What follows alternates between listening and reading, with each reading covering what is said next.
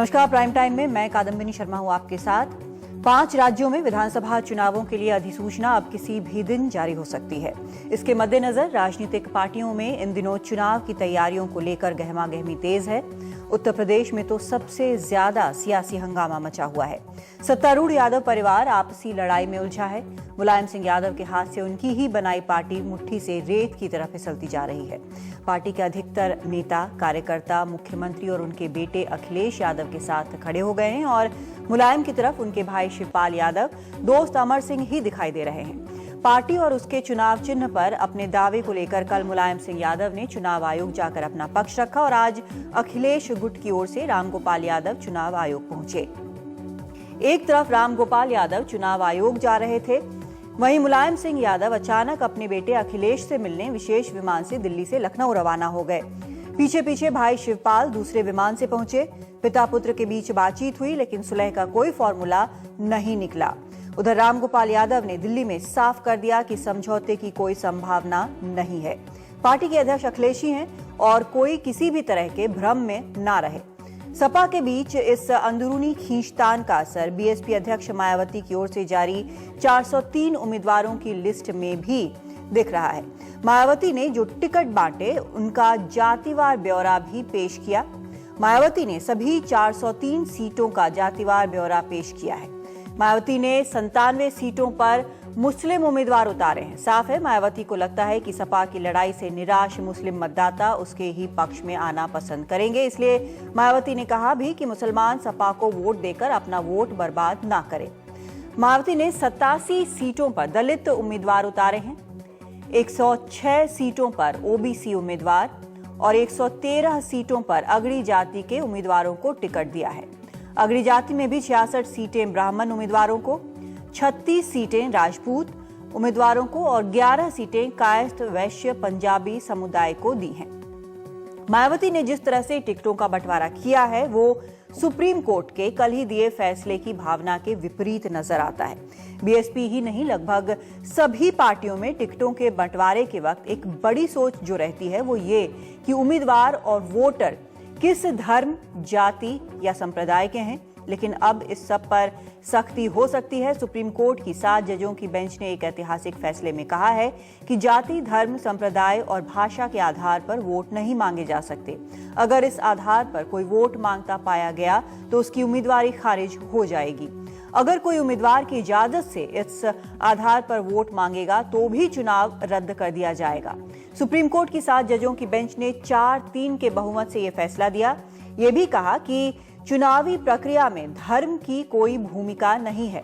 चुनाव एक धर्मनिरपेक्ष प्रक्रिया है और इंसान और भगवान के बीच का रिश्ता किसी व्यक्ति का अपना चुनाव होता है। लेकिन क्या चुनावों में ये हो पाता है? जो फैसला आया है सुप्रीम कोर्ट का, क्या इस चुनाव में भी लागू हो पाएगा, चाहे वो उत्तर प्रदेश हो या बाकी राज्य जहां पर चुनाव हो रहे हैं? क्योंकि अलग अलग चीजें जो हम लगातार देख रहे हैं, जिस तरह की बातें की जा रही हैं, जिस तरह से सीटों का बंटवारा होता है, टिकटों का बंटवारा होता है, वो इसके बिल्कुल विपरीत जाता दिखता है। हमारे खास मेहमान इस वक्त हमारे साथ हैं और 2 और खास मेहमान जुड़ेंगे भी। सबसे पहले जो यहाँ हैं उनका परिचय आपसे हम करा देते हैं, उनसे इसी पर हम चर्चा करेंगे।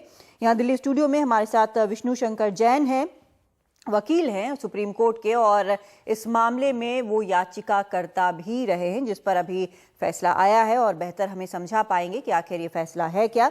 नीरजा चौधरी हैं, वरिष्ठ पत्रकार हैं, वो भी हमारे साथ जुड़ी हैं। इसका क्या असर होगा, काफी लंबे वक्त से देख रही हैं राजनीति यहाँ की और साफ बता पाएंगी कि आखिर इसका असल में ग्राउंड पर क्या जमीनी हकीकत इसकी क्या है। 2 और मेहमान हमारे साथ जुड़ेंगे जल्दी, उनसे आपका परिचय करवाएंगे। लेकिन सबसे पहले विष्णु शंकर जी, आपसे जानना चाहते हैं कि इस एक फैसले को लेकर बहुत बातें की गई हैं, ऐतिहासिक लैंडमार्क और बहुत सारी चीजें बताई गई हैं, लेकिन हम रोज देखते हैं कि किस तरह से इसकी भावना के विपरीत काम किए जाते हैं। असल में ये फैसला अगर हम बिल्कुल आम लोगों के समझ के लिए हम समझना चाहें तो असल में क्या है? यहाँ पे हम जो चुनावी पार्टियों की जो उम्मीदवारों की बात की जा रही है, क्या इस्तेमाल कर सकते हैं, क्या नहीं कर सकते? देखिए, जैसे कि अभी आपने एक उदाहरण दिया मायावती के केस में, तो मेरी लीगल ओपिनियन ये है कि मायावती ने कंप्लीटली इस फैसले का उल्लंघन किया है, क्योंकि सुप्रीम कोर्ट ने बहुत ही साफ तौरों पे और कड़े शब्दों में 4 जजेस की ये एकदम फर्म ओपिनियन है कि आप रिलीजन के आधार पे, मैं वर्ड रिलीजन यूज कर रहा हूँ, रिलीजन, कास्ट, क्रीड, लैंग्वेज के आधार पे वोट नहीं मांग सकते हैं। तो मायावती ने यहाँ पे, जैसे कि आज आपने दिखाया भी कि 97 मुस्लिम उम्मीदवारों को टिकट दिया है और उन्होंने ये भी कहा है कि समाजवादी पार्टी को मुस्लिम्स वोट ना दें, तो एक कंप्लीटली एक रिलीजियस अपील है। क्योंकि अगर आप सेक्शन 123 सब क्लॉज 3 पढ़ेंगे तो उसमें 2 बातें बहुत ही महत्वपूर्ण, जो ये है कि अगर कोई आदमी किसी के धर्म के आधार पर वोट देने से मना करता है तो वो भी करप्ट प्रैक्टिस है और उसके आधार पर उसका इलेक्शन निरस्त हो सकता है। तो ये कंप्लीटली, ये बहुत ही शॉकिंग बात है कि सुप्रीम कोर्ट के 7 जजेस के जजमेंट का एक ब्लेटेंट वायलेशन, एक एकदम फ्लैग्रेंट वायलेशन हम सबके सामने हो रहा है। और मुझे ऐसा लगता है कि हमारे देश का कानून, हमारे देश के संविधान इसको परमिट नहीं करता है और माननीय उच्चतम न्यायालय इसका संज्ञान लेगी और बहुत स्ट्रिक्ट एक्शन लेगी।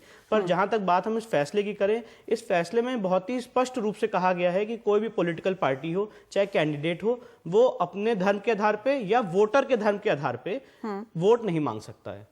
ये सारी कंट्रोवर्सी इरप्ट हुई थी कि क्या कैंडिडेट अपने धर्म पे आधार पे वोट मांग सकता है कि वोटर के धर्म के आधार पे वोट मांग सकता है। जैसे सपोज करिए, अगर मैं हिंदू हूं और मैं हिंदू से अपने धर्म के आधार पे वोट मांगता हूं, तो क्या वो गलत है? या अगर मैं हिंदू और मैं मुस्लिम से, मैं एग्जांपल दे रहा हूं, और मैं मुस्लिम से कहता हूं कि आप हिंदूज को वोट ना दें, तो क्या वो गलत है? तो सुप्रीम कोर्ट ने एक एकदम फिक्स्ड गाइडलाइन इशू कर दी है, एक मैंडेट इशू कर दिया, एक इंजंक्शन इशू कर दिया है कि कोई भी पॉलिटिकल पार्टी धर्म के आधार पर, जाति के आधार पर वोट नहीं मांग सकती है। तो ये बिल्कुल साफ तौर पर यही, और उनके कोई रिप्रेजेंटेटिव भी नहीं मांग सकते हैं इसके आधार, उनके कोई रिप्रेजेंटेटिव, उनके कोई एजेंट या उनका कोई थर्ड आदमी जो उनकी कंसेंट से काम करे, वो भी नहीं मांग सकता है। ठीक है, चलिए ये बिल्कुल साफ हो गया। 2 और मेहमान, हमारे खास मेहमान जुड़ गए इस वक्त हमारे साथ। तरुण विजय हैं, नेता हैं बीजेपी के, उन्होंने इस बारे में लिखा भी है, इस फैसले के बारे में। और वारिस पठान हैं, विधायक हैं ऑल इंडिया मजलिस इत्तेहादुल मुस्लिमीन के। तरुण विजय जी, जो फैसला सुप्रीम कोर्ट ने दिया है उसके बाद सबसे पहले जो बात उठती है, जो एक प्रतिक्रिया आती है, वो ये आती है कि मंदिर, मस्जिद और जाति के नाम पर, चाहे धर्म के नाम पर वोट मांगे या मना किए जा रहे हैं। तो ये किसी भी तरह से इस पर रोक नहीं लग रहा है और खासकर कई उंगलियां बीजेपी की तरफ भी उठी हैं। ये बहुत ही एक शानदार फैसला आया सर्वोच्च न्यायालय का, जिसका हर उस व्यक्ति को समर्थन करना चाहिए जिसे भारत से प्रेम है और जो भारत के लोकतंत्र में, संविधान में निष्ठा रखता है। हमने देखा है कि मजहब की नफरत और जाति के इसके कारण भारत विभाजित भी हुआ और भारत का समाज बटा। 1947 क्यों हुआ? इस मजहब की नफरत की आग में जलकर हुआ। क्यों गोधरा हुआ? मजहब की नफरत की आग में जलकर हुआ। क्यों इमाम से फतवे मंगवाए जाते हैं कि तमाम समुदाय एक ही पार्टी को वोट दें?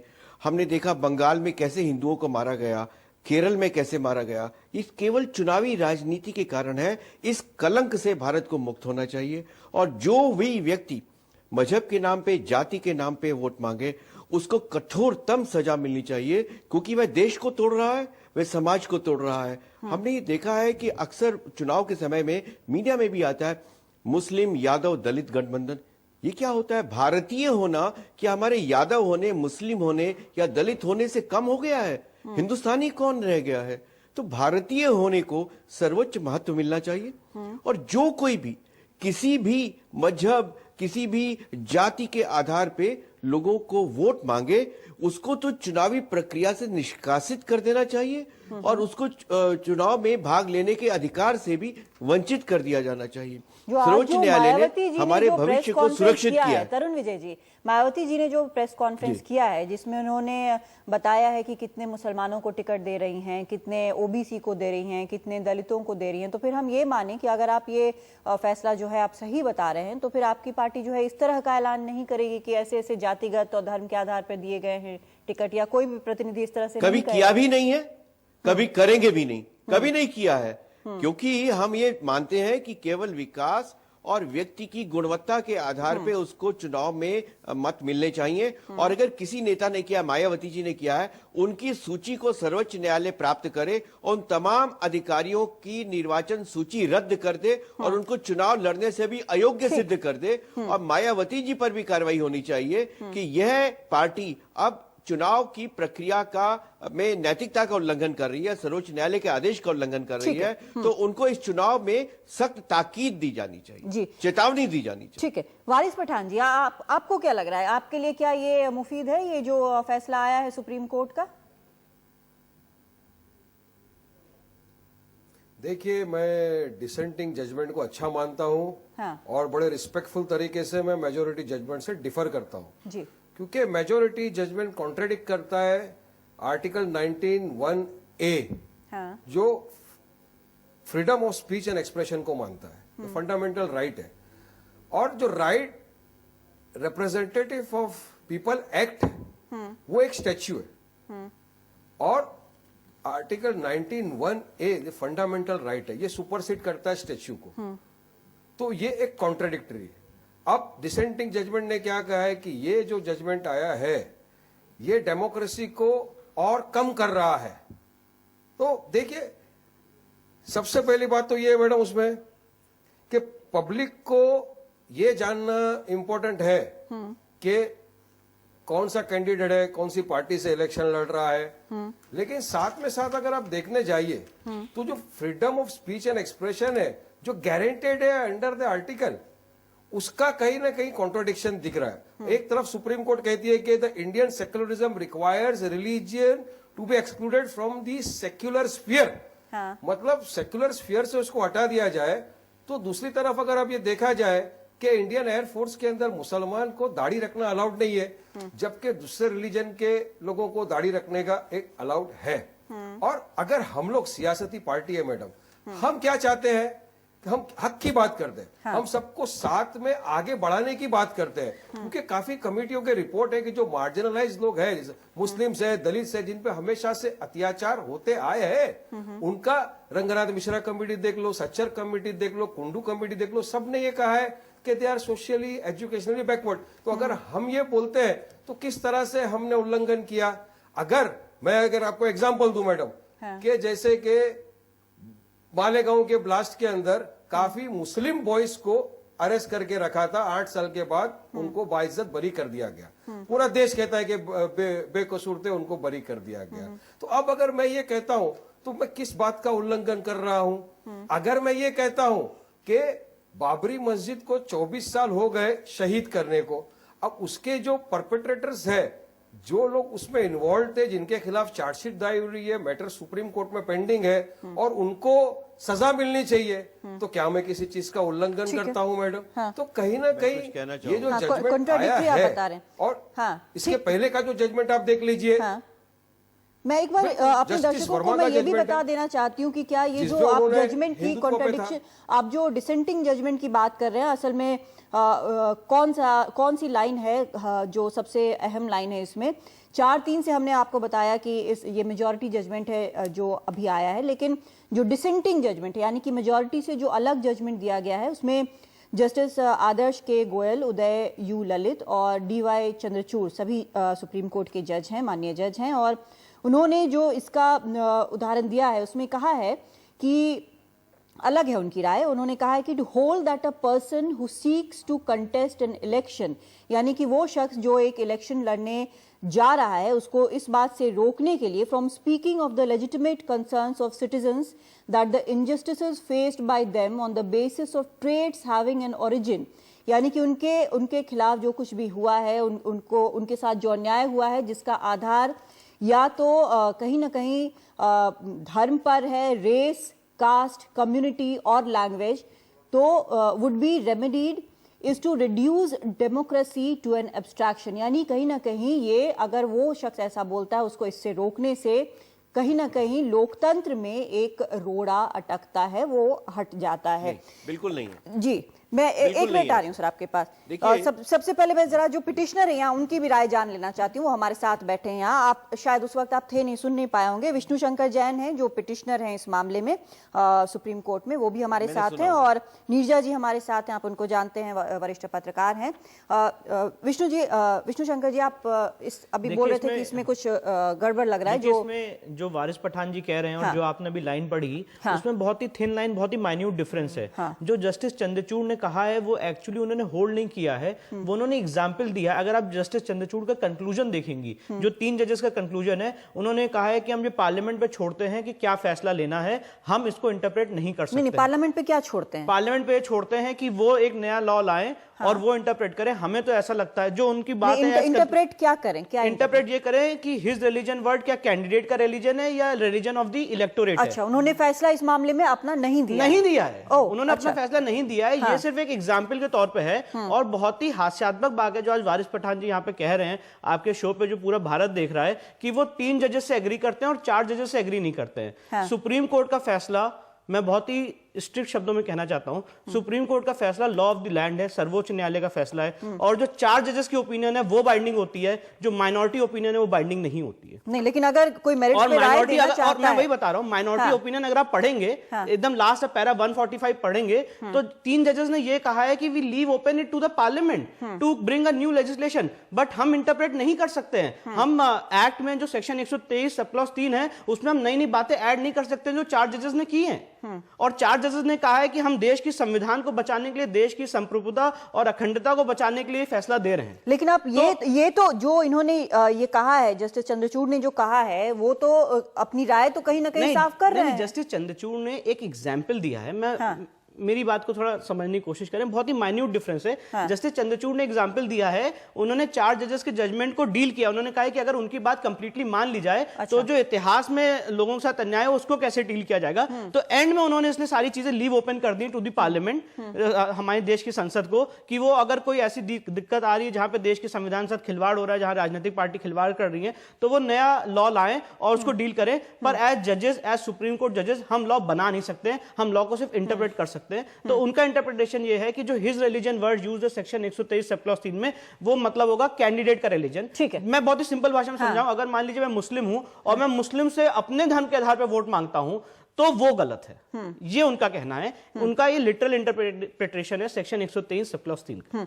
नीरजा जी, बहुत ऑब्जेक्टिवली आपसे चाहूंगी, जो पार्टी से अलग और पिटिशनर से अलग एक ऑब्जेक्टिव वॉइस आपका मैं चाहती हूँ कि ये जमीन पर किस तरह से ट्रांसलेट करता है, क्योंकि सुप्रीम कोर्ट ने एक जजमेंट दिया, उसकी टेक्निकलिटीज हमें यहाँ पर विष्णु शंकर जी समझा रहे हैं, उसका जो राजनीतिक पार्ट है, तरुण विजय हैं हमारे साथ और वारिस पठान हैं हमारे साथ, ये दोनों भी बता रहे हैं। लेकिन जो एक पत्रकार के तौर पर इतने लंबे वक्त से आप देख रही हैं, जमीनी हकीकत इसकी क्या है? एक हकीकत तो आज देखी हमने।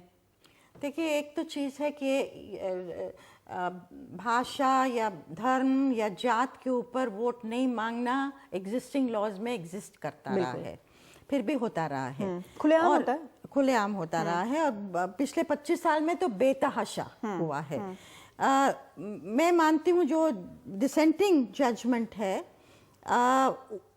और जो हमारे कॉलीग ने कहा, यहाँ को पैनलिस्ट ने, फ्रीडम ऑफ एक्सप्रेशन, पास्ट अन्याय को दुरुस्त करने के लिए अगर आप आवाज उठाते हैं, वो एक बहुत महत्वपूर्ण मूल्य है। लेकिन इक्वली ये भी महत्वपूर्ण मूल्य है कि हमारे लोकतंत्र को बिल्कुल ही भ्रष्ट कर दिया है धर्म जाति इनके नाम पे करना। तो मुझे लगता है कहीं, मैं तो वेलकम करती हूँ जजमेंट को, क्योंकि हिंदुस्तान को जाति धर्म इससे आगे बढ़ना है। लेकिन इसकी प्रॉब्लम्स आपने कहा जमीनी क्या है, जमीनी इम्प्लीमेंटेशन की जबरदस्त प्रॉब्लम्स होंगी। अकाली इम्प्लीमेंटेशन करने वाला कोई है नहीं, सबको सूट करता है, अलग चीज है।